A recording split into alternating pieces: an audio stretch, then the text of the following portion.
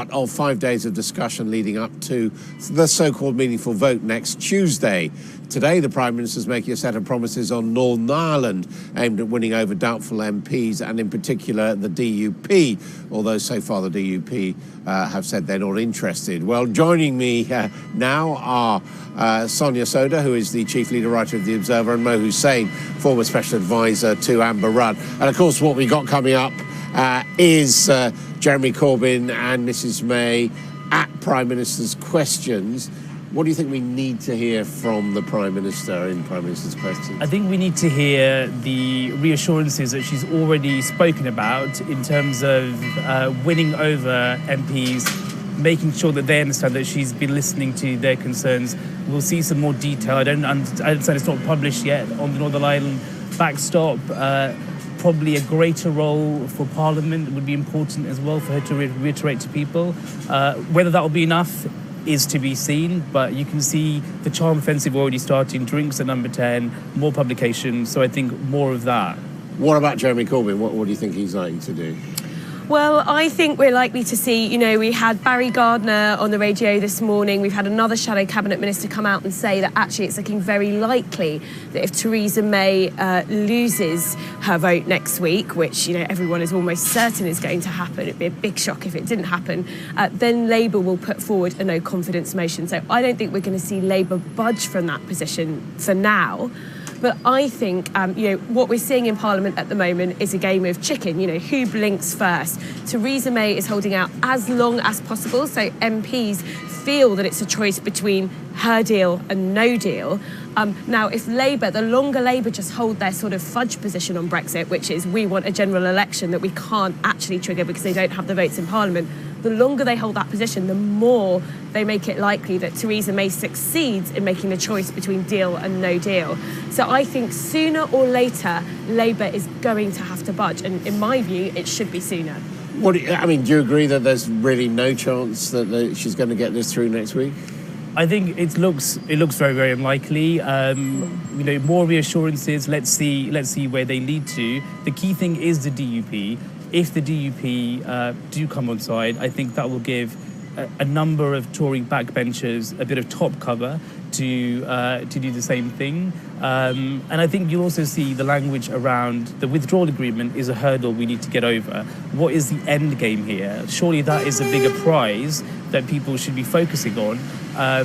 Therefore, the greater role for parliamentarians. Well, that really raises the question of whether she is right to keep no deal on the table as a possibility in 79 days' time, or whether she should listen to the letter earlier this week from the cross-party group and indeed the rebellion and defeat in the House of Commons last night. I think the reality is anything that happens next will require legislation. Therefore, you will need to take MPs with you. Now, we're seeing MPs use ever more creative ways to make their voice heard within the constraints they're working in. Hence, last night, the vote against a no deal, that is escalating.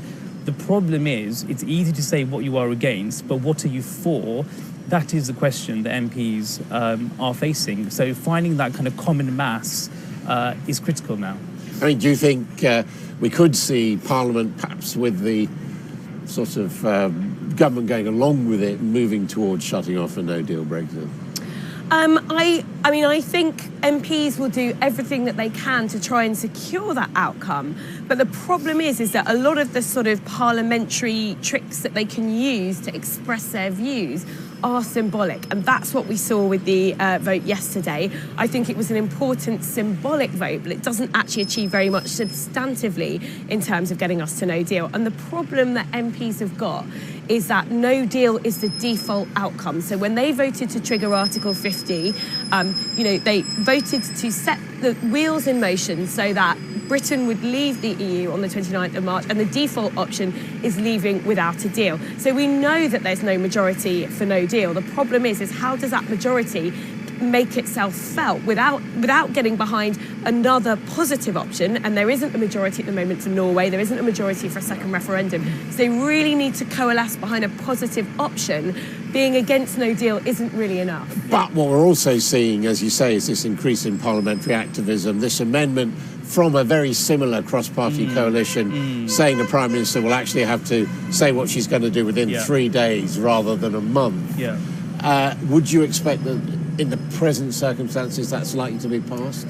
I think it will be. I think it will be. We saw, similar formation of people last night, and I think what is important, like all this talk, very technical, of amendments and bills and parliamentary process, what does it mean to the people outside the Westminster bubble, watching at home, trying to get on with their day-to-day lives? I don't think that is lost on the government. I think applying a bit of emotional intelligence to this, thinking what are MPs actually trying to achieve by putting all these parliamentary procedures in place, listening to that is quite important, and I hope we will see some more of that in the coming days. I think the key thing for Theresa May, though, and I think why Mo is right that this will pass, this attempt to speed things up and get her to come back with an alternative within 3 days, is because at the moment there are far more MPs who want to make trouble for Theresa May, and they may be on opposite sides. There may be some Remain supporting MPs, some very Eurosceptic MPs in her party, but Theresa May's fundamental problem is she's got more MPs in Parliament that want to make trouble for her that don't, and that's why I think we'll see this sort of amendment pass. Well, thank you very much indeed. We are expecting the details on the